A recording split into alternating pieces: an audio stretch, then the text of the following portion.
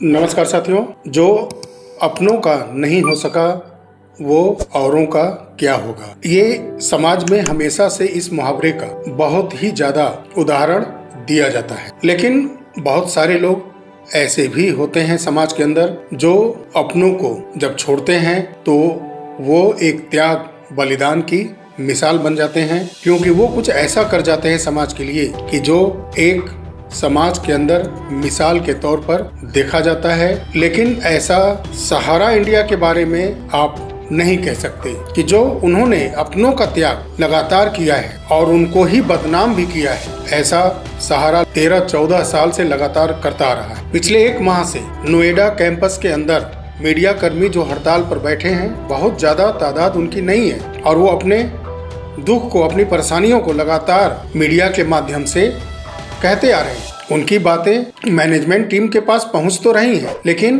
उस management team के द्वारा सिर्फ पुलिस को बुलाना और प्रताड़ित करना, डांट दिलवाना और कैदियों की तरह कैंपस के अंदर बंद करके रखना और हमेशा मानसिक रूप से प्रताड़ित करते रहना, इसके अलावा कुछ खास नहीं है। कुछ एकाध लोगों को टोकन मनी के रूप में पैसा दिया गया और प्रोपेगेंडा कर दिया गया मैनेजमेंट टीम की तरफ से कि सैलरी जारी कर दी गई है। अगर जारी कर दी गई है तो नोएडा कैंपस के अंदर जो धरना प्रदर्शन कर रहे हैं लगभग पिछले 4 सप्ताह से, उनके खातों में पैसा क्यों नहीं आया? अगर आया होता तो वो खुशी खुशी काम पर लौट आते, उनके घर में खुशियां भी लौट आती। देखिए एक छोटा सा वीडियो क्लिप। पहले ऑर्डर आता है इनको, गार्डों को, इनको कैश पैसे बांट दिए जाते हैं और वो हमारे पे लागू शुरू होते। सिर्फ अदृश्य है जो आपका सबसे बड़ा बॉस जो ऊपर बैठ रहा है, उसकी नजरें तो सब पर है, वो तो सब देख रहा है यहाँ पर, इसीलिए शायद पुलिस भी आ जाती है, सब कुछ हो जाता है, पर आप लोगों की सैलरी नहीं। आज हुआ क्या है कि 26 दिन हमें हो गए शांतिपूर्ण, जानबूझ के उन्होंने ताला लगा दिया ताकि इन लोगों को उकसाया जाए, पुलिस को बुलाया जाए, इनको किसी न किसी तरीके से, किसी भी तरीके का एलिगेशन इनके ऊपर लगाकर इनको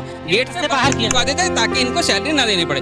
मैं आपको बता दूं कि 4 आरसी कट चुकी है इनके खिलाफ। 4 आरसी कटने के बाद इन्होंने एक सैलरी, किसी को तो टोकन मनी दी है यहाँ पर ताकि दोनों में 2 फाड़ आ सके। जो लोग ऊपर यहाँ पर आने की कोशिश कर रहे हैं वो लोग भी इन धरने में शामिल ना हो, उनको पैसा दे दिया है और हमें इसलिए नहीं दिया है कि तुम बैठो जितने दिन तुम्हें बैठना है।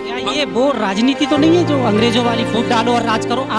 आधे खुद के आपके साथियों को सैलरी देके आपसे अलग करने की रणनीति है। और कुछ दिन पहले बहुत सारे लोग नीचे आ गए थे, इनको लगा कि अगर हमने सैलरी नहीं डाली तो सारे के साथ भीड़ ज्यादा हो जाएगी, तो इनका पक्ष डिवाइड कर दो। तो इन्होंने एक सैलरी दे दी है, बाकी अभी 4 आरसी कटने के बाद ये हो सकता है आपके साथियों को भी ये लालच दिया जा रहा हो कि आप देखिए हटिए, इनसे सैलरी आपकी आ जाएगी। वो तो दिया जा रहा है। और सबसे बड़ी बात तो ये है कि इस एक संस्थान ने पूरे प्रशासन को हिला के रखा हुआ है। कोने पे बैठे हैं, उनकी सैलरी हमने जमा करा दी है। ये सुमित राय के जो चमचे हैं, चमचे बोलेंगे उसको, वो सब फैला रहे हैं अफवाहें। ये सुमित राय फैलवा रहा है। एक सैलरी डालने के बाद सुमित राय कैंपस में आना चाह रहा है, लेकिन हम लोग सुमित राय को कैंपस में नहीं घुसने देंगे। जब से धरना हो गया, आज अगस्त हो गया है, तब इन्होंने एक सैलरी डाली है। सोचो अगस्त में 4 महीने में। और हर रोज रेडिसन जैसे बड़े बड़े होटलों में जितने भी सीनियर हैं सबकी पार्टी हो रही है। यहाँ पर किसी का बच्चा बीमार हो जाए तो आपको 1 रुपए नहीं मिलेगा। इनके बच्चों का अगर छोटी सी छींक आ जाए तो 1-1 लाख रुपए पार हो जाता है। अभी लेखा जो हो जाए तो मई महीने की सैलरी आई है, मई महीने की। जब यहाँ कोई है ही नहीं बड़ा अधिकारी तो किससे बात हो रही है, कौन देख रहा है, ये पता चल पा रहा है कुछ, या हवाबाजी है सिर्फ? ईश्वर की तरह जैसे अदृश्य है, ये भी अदृश्य है। घर से बैठ के ऑफिस चला रहा है। तो जैसा आपने एक शब्द बोला, उनके इर्द गिर्द जो रहने वाले, मैं नहीं लेना चाहता, वो सारी खबरें दे रहे हैं उनको, यानी उनका काम वैसे भी चल रहा है यहाँ से कोई ताला लग गया, मगर फिर भी ताला लग गया ना। कैसे लग गया? इसी वजह से ताला लग गया क्योंकि यहाँ पर वहाँ से सीधे फोन किया, हाँ भाई ताला लगा दो, और जो लोग शांति से बैठे हुए हैं उनको उकसाओ, अगर ना उकसे तो यहाँ पर भी ताला लगाओ, यहाँ पर भी ताला लगाओ। कहेंगे अगर ये रहा तो कब तक लड़ाई जारी रहेगी? आखिरी दम तक लड़ेंगे, मरते दिन तक रहेंगे, जब तक जाए तो लड़ते रहेंगे, अगर इनके हाल ही रहेंगे। गार्ड कह रहा है, गार्ड कह रहे हैं कि कैंपस में आग लग सकता है। अभी तक कोई इस तरह की कोई चीज नहीं। ये जो गार्ड हैं वो भी आपके साथ नहीं है, इनकी सैलरी आ रही है, इनकी आ रही है अभी नहीं सर, कुछ दिन पहले थे जब इनके पैसे नहीं मिले थे, अब इनको पैकेट में से निकाल के बाकायदा कैश 20-20 हजार रुपए दे दिया है। अब इनको अपनी ड्यूटी याद आ रही है। इससे पहले हमारे साथ ही हालात देखिए आप। बाकी जो कहा गया है ना कि पैसा किसी को भी बदल देता है, जैसा इन्होंने कहा गार्ड कुछ दिन हमारे साथ थे, जैसे ही उन्हें पैसा मिला वो इनसे अलग हो गए, इनके खिलाफ ही हो गए। जैसा कि दरवाजा अगर ये सब बंद किया तो उनके खिलाफ ही, कहीं ना कहीं ये राजनीति चल रही है। और 1 महीने, हाँ जी, 2014 से ऐसे ही बकाया रहता रहा, 4 महीने से बाकी है। इतना तो पैसा भी नहीं बचा होगा सहारा जो आप लोगों का, इससे ज्यादा तो कर्जा हो गया होगा, क्योंकि आदमी करता ही है, जरूरत है, इलाज कराता है। लड़का भूखे मर रहा है, देने का नाम नहीं ले रहे हैं। अगर 4000 केस है, 100 केस कर दो, क्या कर लोगे? पुलिस प्रशासन क्या कह रही है? कुछ साथ देती है? वो भी आप पर रौब दिखा रही है कि पुलिस प्रशासन एक तरह से अगर देखा जाए तो मैनेजमेंट के साथ है। कि वो अपने आप को सेव करने के लिए एक बहुत अच्छी स्क्रिप्ट लिखी जा रही है, सीधा तैयार है कि हाँ इनको आराम से ताला दोनों तरफ से लगाकर और इनको मार दो और पहले से हम बता देंगे। हाँ, इन्होंने साजिश, हाँ इन्होंने तो सोच रखा है कि आगे हम लोगों का ये प्लान बना लिया है कि अब दूसरा स्टेप से नहीं मान रहे तो रास्ते से हटाने का षड्यंत्र हटाने का इन्होंने संकेत दे दिया है और आज बोल भी दिया है कि कहीं आग न लग जाए, आग लग। देखिए सर, पुलिस वाले ये पुलिस की गाड़ी का जैसा कि आप देख रहे हैं, ये पुलिस यहाँ पर आई थी और अभी पुलिस की गाड़ियाँ यहाँ से जा रही हैं। पुलिस देखिए ऐसा है, जो यहाँ के सीईओ है वो तो अपना पैरेलल ऑफिस खोल लिए, उनकी सारी सुख सुविधाओं में कोई कमी नहीं है। अगर इतने टैलेंटेड है वो, ये इस कंपनी के सीईओ है, तो आज वो रिजाइन दे दे और नौकरी ढूंढ लें। जितना परसेंट उनको मिलेगा, अगर उससे हम भी रिजाइन दे देंगे, अगर उससे ज्यादा परसेंटेज मुझे तनख्वाह नहीं मिलेगा तो मैं टोटल छोड़ के चला जाऊंगा, अगर उनके में टैलेंट है तो। नहीं, यहाँ फ्री का ये लोग करते क्या है सर, जो हम आपको उस दिन बताए थे, अदृश्य मैनेजमेंट को ये लोग गुमराह करके रखते हैं, जिससे इन लोगों का जेब भरता है। उन लोगों को अदृश्य करते हैं क्योंकि वो तो देखते नहीं है वो, और इनके पास आता है और जेब में भरते रहते हैं। अगर ऐसा है तो इनको, यहाँ तक कि जेबी रॉय साहब बैठते हैं, उनको हमारे भाई लोगों ने, बहुत लोगों ने कहा जो आप 5-5 आदमी का हिसाब कर दे दीजिए। अगर 5-5 आदमी करके हिसाब दे दिए होते ना तो आज ये स्थिति नहीं होती। अजय मलिक जी है ना, जब धरना बैठा था कितने बार मेन गेट से गाड़ी लेके जाते थे, जैसे लग रहा प्रधानमंत्री की गाड़ी आ रही है। हम यहाँ मर रहे हैं गर्मी में, इनको प्रधानमंत्री की तरफ 20 बार जाते थे मेन गेट से। जो आरोप तकलीफ ये है और कुछ नहीं है। जो आरोप और स्क्रिप्ट लिखी जा रही है, तीनों प्लॉट सुना गया है कुछ बेच भी दिया है, कुछ जमीन ऐसी हुई है, बहुत चोरी छुपे बेच के ये लोग इसीलिए आते हैं यहाँ पे, जितने प्रशासनिक लोग हैं वो इसीलिए आते हैं कि ये चोरी करके ले जाए घर में चुप रह के। अगर शासन प्रशासन रही है, ये लोग चाहते हैं कि हम लोग मर जाए भूखे, हमारे बच्चे भूखे रहे, हमें कोई भी सुविधा न मिले और ये लोग अपना भरपेट खाएं, अपने बच्चों को खूब खिलाएं, विदेशों में पढ़ने भेजे, लेकिन हम अपना जो नैतिक अधिकार है वो तक हमें नहीं दे। इनका यही अब वो है। आपने देखा कि किस तरह से वो परेशान है। कोई तो है मैनेजमेंट टीम का जो बड़े लेवल पर सारी चीजों पर निगाह लगाए हुए हैं। जो सहारा के कुछ ब्रांच ऐसे हैं जहां से कलेक्शन को इकट्ठा किया जा रहा है, उसके देख रेख के लिए कोई तो है जो कभी टोकन मनी के रूप में कुछ पैसे इधर उधर लोगों को दे करके अपने काम को करवा रहा है, लेकिन पूरा सैलरी देने के लिए पैसा उनके पास नहीं है। सहारा के गिने चुने कुछ लोग हैं जो बदजुबानी सोशल मीडिया पर लगातार करते आ रहे हैं और वो कुछ महीने से लगातार वीडियो बना करके सहारा को रीलॉन्च करने जैसा भाषण कभी कार में बैठ के कभी कहीं से लगातार देते आ रहे हैं।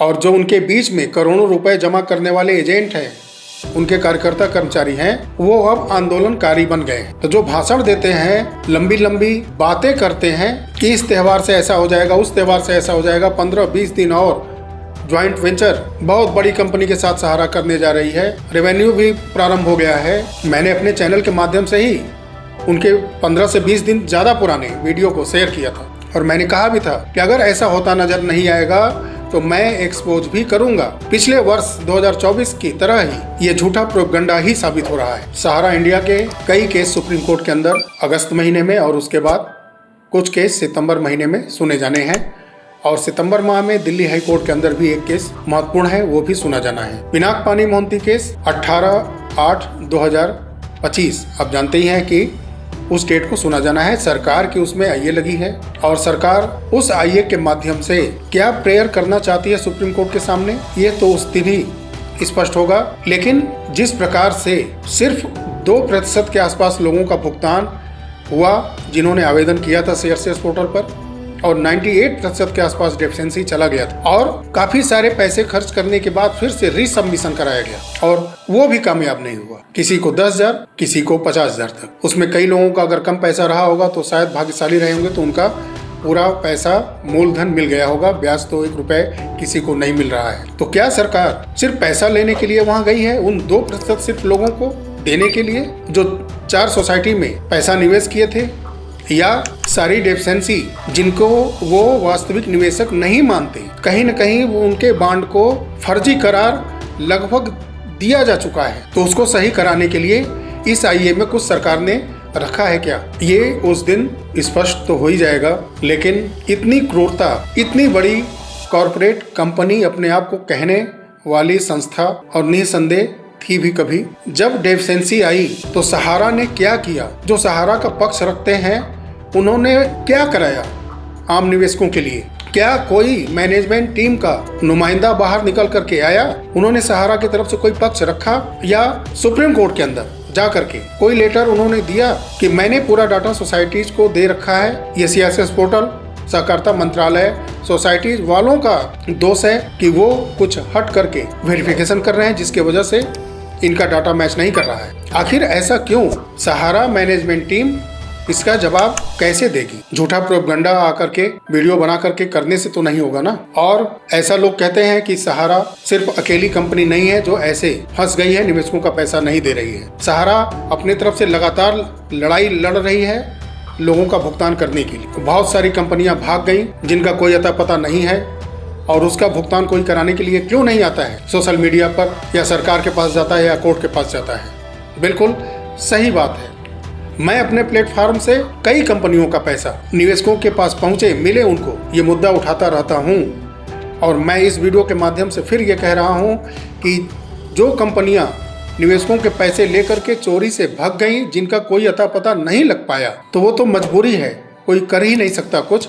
लेकिन जो कंपनियां बड़े लेवल पर घोटाले की हैं और वो कानून के शिकंजे में कस के पकड़ ली गई हैं, उनका पैसा सरकार और ये कोर्ट दिलाए। जिनके केस कहीं हाई कोर्ट के अंदर, सुप्रीम कोर्ट के अंदर या और लोअर कोर्ट के अंदर कहीं भी चल रहे हैं, उन केस के माध्यम से उन कंपनियों पर कार्रवाई हो और उनकी प्रॉपर्टियों को बिक्री करके निवेशकों का भुगतान हो, मूलधन ही हो लेकिन भुगतान हो सही। अगर ऐसा नहीं होता है तो सरकार, कोर्ट, ये न्याय व्यवस्था, ये सारी सिस्टम बिल्कुल धोखेबाज है अपने जनता के प्रति, इस देश की जनता के प्रति। और ये सिस्टम बंदरबाट करना चाहता है, सारा पैसा खा जाना चाहता है। मैं ऐसा ही इस वीडियो के माध्यम से कहना चाहूँगा। जब कंपनियां को आपने अपनी गिरफ्त में ले लिया, कानून की जकड़ में ले लिया है, तो उनकी संपत्तियों को नीलाम करके उनके खातों में, उनके पर्सनल खाते हो या कंपनी के खाते हैं, उनमें रखे पैसों का पूरा ब्यौरा मिलने के बाद उन पैसों पर निवेशकों का ही हक है। उनके द्वारा कमा के रखी गई दौलत वो नहीं है, वो प्रॉपर्टियां, चल अचल संपत्तियां नहीं है। रिकॉर्ड खंगालिए, क्योंकि आपसे न्याय देश को मिलने की उम्मीद है। आप सरकार हैं देश के, तो क्यों नहीं, चाहे वो सहारा हो या ऐसी कंपनियां हो, PACL है, शारदा चिट फंड है, नवजीवन बैंक है। अभी हाल ही में पश्चिम यूपी में एक फाइनेंस कंपनी भग गई, उत्तराखंड के अंदर LUCC कंपनी भग गई। तो इनको गिरफ्त में लेने का काम किसका है? लाइसेंस जो जारी कर रहा है वो देख रेख क्यों नहीं किया इस पर? सहारा को जब लाइसेंस, सारी चीजें जब जारी की गई थी तो ऑडिटिंग में सारी चीजें पकड़ में आने के बाद भी क्यों ढील दी गई? ये सवाल वर्षों से पूछे जा रहे हैं, लेकिन इसका जवाब न सहारा मैनेजमेंट टीम के पास है, ना ही सरकार के पास है, ना ही न्यायपालिका के भी पास है। क्योंकि न्यायपालिका के जो जस्टिस हैं वो तो सीधे ये कहते हैं कि मेरे पास ना पेपर देखने का समय है, ना न्यूज़ मैं चैनल देखता हूँ, ना सोशल मीडिया से हमारा कोई मतलब है। तो मैं पहले भी वीडियो में बोल चुका हूँ कि जो मोटी मोटी फाइलें मोटी मोटी फी के बाद उनके टेबल पर पहुँचती हैं, उसके अलावा उनको कुछ भी नहीं दिखता। और जो ग्रेड होता है वकीलों का, उस ग्रेड के हिसाब से फाइलें खुलती हैं और उसके तारीख भी पढ़ते हैं। तो ऐसे तंत्र के वजह से ये कंपनियां चोरी करती हैं, निवेशकों को पैसों को हड़पती हैं और भाग जाती हैं। सहारा का स्कैम इस देश का सबसे बड़ा स्कैम है। शुरुआती चिट फंड कंपनियों में हो, चाहे फिर उसके बाद पैरा बैंकिंग हो, नॉन बैंकिंग हो, जो भी नाम दे दीजिए इसको, इसका साम्राज्य इतना फैल चुका था कि ये अपने आप को समेट ही नहीं पाई, नहीं तो ये भी थोड़ी दिखती। और जिसका साम्राज्य पूरा फैला हो देश और विदेश में, वो कैसे अचानक से पलायन कर जाएगा? और जो इसमें बड़े लेवल पर हैं लोग, वो पब्लिक के सामने दिख ही नहीं रहे। और न्यायपालिका, सरकार को आवश्यकता भी समझ में नहीं आ रही है। कुछ कार्रवाइयाँ हो रही हैं तो वो और जटिलता ही बढ़ा रही है, चाहे वो झारखंड के अंदर हो, चाहे कोलकाता के अंदर हो। सुप्रीम कोर्ट का मामला नहीं सुलझ पा रहा है 14 साल से। आप सोचिए कि झारखंड कोर्ट फैसला दे देगी, सुप्रीम कोर्ट में पहुंच जाएंगे, वर्षों तक मामला वहां झूलता रहेगा। कलकत्ता कोर्ट से फैसला मिलेगा, फिर सुप्रीम कोर्ट पहुंच जाएगा। उनका तो काम ही है, वो तो मुकदमे के पेशेवर बन चुके हैं, क्योंकि वो मोटी मोटी फी, लाखों रुपए एक ग्रेड के वकील को देते आ रहे हैं। केस झूलता रहेगा। आखिर में ये आम आदमी ग्रुप के माध्यम से, किसी भी एनजीओ के माध्यम से या पर्सनली कितना देर तक टिकेगा इस सिस्टम के सामने। इस क्रूर सिस्टम सहारा का जो है उससे बेहद क्रूरता से अगर सरकार न्यायपालिका जब तक नहीं निपटेगी तब तक निवेशकों को पैसा नहीं मिलेगा। और हम बात कर रहे थे सहारा से जुड़े केस के ऊपर, तो 18 तारीख को पिनाक-पानी मोहंती केस है ही। मैं बातें करते करते साथियों थोड़ा सा इमोशनल हो ही जाता हूँ, क्योंकि इस सिस्टम के अंदर इतना करप्शन है ना कि सारी उम्मीद इनसे खत्म हो जाती है। न्याय मिलने से क्या फायदा, ऐसे न्याय पाने वाला व्यक्ति ही दुनिया में ना। 14 वर्ष से सुप्रीम कोर्ट ने क्या कर लिया? निवेशकों का पैसा तो छोड़िए, सेबी जैसे संस्थान में सहारा से पैसा ही नहीं जमा करवा पाया। और जो सहारा के लोग बोलते हैं कि लाखों करोड़ की संपत्तियां हैं, किस काम की हैं? आप अपने निवेशकों के हित के लिए उतना पैसा ही नहीं जमा कर पाए। उस खाते में 24 करोड़ रुपए आप जमा ही नहीं कर पाए। अब 8 लाख करोड़ 20 लाख करोड़ की संपत्ति रख करके आप क्या करेंगे? सिवाय आपके छीछा लेदर बेइज्जती बदनामी के है क्या? अब तो जेल भी जाने लगे आप लोग। और प्रोपेगेंडा आंदोलनकारी क्या आंदोलनकारी? जब उनसे पैसा इकट्ठा करते थे और उस पैसे की खूब मलाइयाँ खाई जाती थी तो सभी लोग मुस्कुराते थे, आनंद लेते थे। लेकिन आज जब वो निवेशकों के हक का पैसा मांग रहे हैं तो आंदोलनकारी बन गए। 20 तारीख को भी एक केस की सुनवाई है और ऐसे ही कर्मचारियों के लिए राजेंद्र चंद हजेला जी का जो केस है उसमें जो डायरेक्टर हैं सहारा इंडिया परिवार के, उनको जवाब देना है और उसकी सुनवाई 20/8/2025 को है।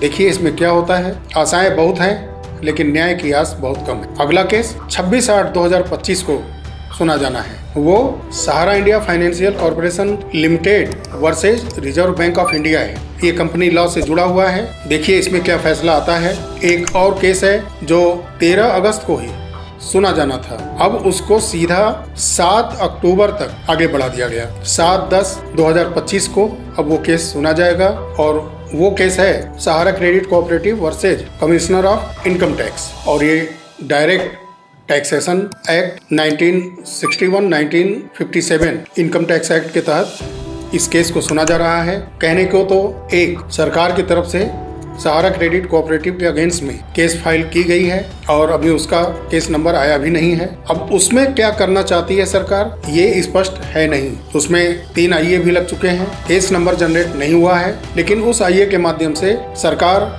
क्या क्या करना चाहती है अभी उसमें कोई टिप्पणी आगे इतना ज़्यादा मैं नहीं करूँगा, क्योंकि उसमें कुछ हाई कोर्ट के केस हैं, दिल्ली के, तेलंगाना के, तो बहुत कुछ उसमें सुनने में तो आ रहा है लेकिन कुछ स्पष्ट नहीं है। सरकार ने पिटीशन दिया है, सुप्रीम कोर्ट के अंदर एक अलग से डायरी नंबर जनरेट है, लेकिन केस नंबर, सुनवाई डेट, अभी ये सब अभी दूर की कौड़ी ही है। और इसलिए है कि वो करोड़ों निवेशकों से जुड़ा हुआ है। अगर वो जनता का वोट लेना होता तो प्रतिदिन सुनवाई होता। 12 से लगातार 3 दिन सुनवाई हुई है और मंगलवार को फिर बेंच बैठी। इन 5-6 दिनों में क्या हुआ उस पर भी सुनवाई होगा। वोट की चिंता है, वोटरों की नहीं है, गौर करिएगा बात पर। और दिल्ली हाई कोर्ट के अंदर सितंबर सुनवाई होनी है 2025 में, जिसमें क्यूसाप की कई कंपनियां हैं, सहारा की और कई कंपनियां हैं, जिसमें SFIO जांच भी कर रही है। कई जांच एजेंसियां इसमें शामिल हैं। सहारा हाउसिंग इन्वेस्टमेंट कॉर्पोरेशन लिमिटेड और सहारा इंडिया कमर्शियल कॉर्पोरेशन लिमिटेड ने सरकार के ऊपर पिटीशन फाइल किया था। इसमें सुनवाई वो चल रही है, तो इसका दिल्ली हाई कोर्ट के अंदर अब देखिए इसमें क्या फैसला आता है। कोई महत्व नहीं है। अगर हाई कोर्ट से अगर कोई फैसला आ भी जाता है या किसी निचली अदालत से फैसला आ भी जाता है कोई भी, और उसमें सहारा को दंडित किया जाता है, तो फिर तुरंत सुप्रीम कोर्ट के अंदर। और यही चीज़ झारखंड हो चाहे कोलकाता हाई कोर्ट हो, सारे जगह के केस को वो ले जाकर के सुप्रीम कोर्ट में खींचते रहेंगे। इससे ज़्यादा कुछ होने वाला नहीं है जब तक कड़ाई से आदेश जारी करा करके सुप्रीम कोर्ट से प्रॉपर्टियों की नीलामी और तुरंत उस पैसे को ट्रांसपेरेंसी तरीके से निवेशकों का भुगतान जारी नहीं होगा। अगर वो पैसा किसी संवैधानिक संस्थान के पास, चाहे वो रजिस्ट्रार ऑफ कंपनीज के पास हो, चाहे वो सेबी के पास हो, कहीं भी अगर वो पैसा रखा जाएगा तो देरी और हो, क्योंकि प्रोसेस बढ़ जाएगा। और कितनी आपने देखा कि प्रॉपर्टियां बिक्री हो गई हैं, उन पैसों का कोई भी पता नहीं है और ना ही कोई सूचना गिरफ्तारी करने के बाद भी निकल करके सामने आ रहा है कि ये चीज़ें सूचना मिली है, पूछताछ में ये इंक्वायरी में ये चीज़ सामने आई है। क्या ऐसी कुछ कार्रवाई होती नजर आ रही है। धीरे धीरे धीरे धीरे सब ठंडा पड़ जाएगा। अगर इसमें त्वरित कार्रवाई जब तक नहीं होगी, फास्ट ट्रैक स्पेशल कोर्ट इसकी सुनवाई बना करके नहीं करेगा, तब तक न्याय नहीं मिलेगा। नजीर ही नहीं है इस देश के अंदर कोई ऐसा जिससे कि ये चीट फंड कंपनियां, फाइनेंशियल कंपनियां, फर्जी इंश्योरेंस कंपनियां डरे। अगर इनको आजीवन इतने बड़े धोखेबाजी के बाद, चीटिंग के बाद देश के जनता के साथ, अगर इनको आजीवन कारावास हो, फांसी तक की सजा हो, कितने परिवार की जिंदगी बर्बाद करने वाले, हजारों लोगों को जान से खत्म करने वाले ये लोग जब तक उसी प्रकार से दंडित नहीं किए जाएंगे, तब तक डर नहीं होगा।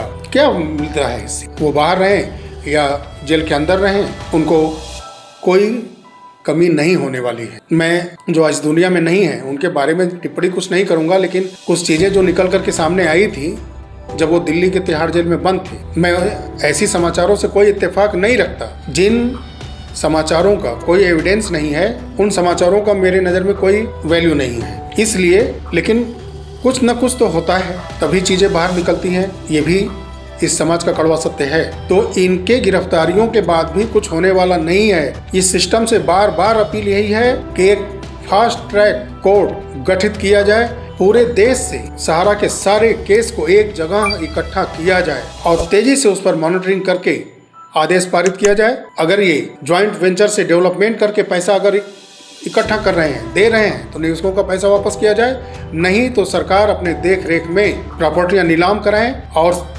सारे निवेशकों के बांड को वो अपने पास लेकर के सहारा के लोगों को वहां बैठा करके वेरीफाई करा करके पैसा वापस कराएं और एक नज़ीर पेश करें कि हाँ ऐसा हो सकता है। इन सिस्टम के चंगुल में फंस करके करोड़ों लोगों का पैसा नहीं डूब सकता। सिस्टम, न्यायपालिका अभी है इनके लिए, ये उनको सच साबित करना है। नहीं तो भरोसा तो उठ ही गया है। मैं ज़्यादातर वीडियो में बोलता रहा हूँ कि ये पूरा सिस्टम पावर और पैसे से चलता है, तो गरीब इसमें कहीं टिकते नहीं है, मध्यम वर्गीय परिवार कहीं टिकते नहीं है। कितना देर लड़ेंगे ऐसे सिस्टम से जो लाखों करोड़ रुपए रख करके चल रहा है। लाखों की फी देने के लिए पैसा है और उस पैसे को गरीब निवेशकों को चिन्हित करके देने के लिए समय नहीं है। चलिए साथियों, वीडियो काफ़ी लंबा हो गया है, मिलते हैं अगले वीडियो में। तब तक के लिए नमस्कार, जय हिंद, जय भारत, वंदे मातरम।